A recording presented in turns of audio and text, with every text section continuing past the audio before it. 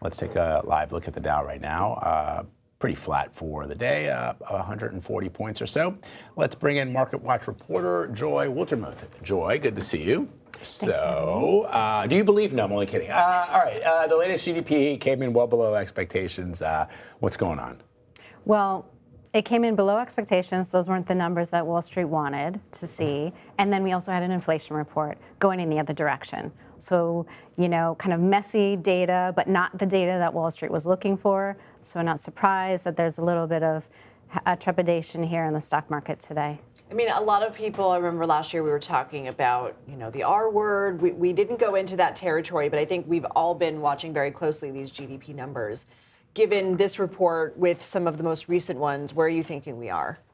Well, it's going to be interesting to see because we've seen such this undercurrent under the stock market, this feeling after we had the prior GDP numbers that the economy is reaccelerating at a pace that was surprising people. So while the tech stocks and the darlings kind of have been battered, you've also seen investors come in and buy up part of the stock market that could benefit if the economy is actually going to be running hotter.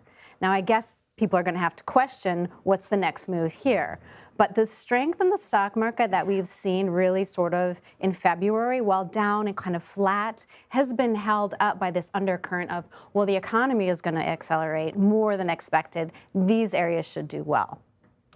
So we're also awaiting the Supreme Court decision on the tariffs. What do we know about these initiatives, the tariff initiatives that the president has implemented going back to his first couple of days in his second term, and how they're working? How tariffs are working is, I would say, it is captured the attention. It's captured the attention not only of CEOs, investors, Wall Street, but world leaders. So kind of we've been operating with this dashboard of a warning sign in the front. And you kind of know where you're supposed to go on this trip, but it's flashing all the time. And there's a detour because there might be a new tariff here. There might be a new tariff here. So it's made it very sort of a cautious approach. The economy still is growing.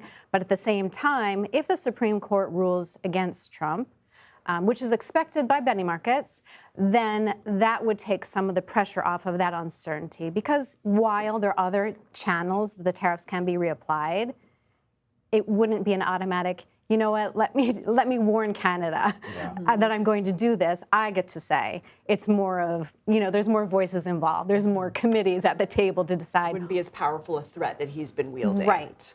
So that could be a game changer for the rest of this administration. Well, we'll be watching all day. Joy, thank you very much. As always, good to have you on set. Thank you.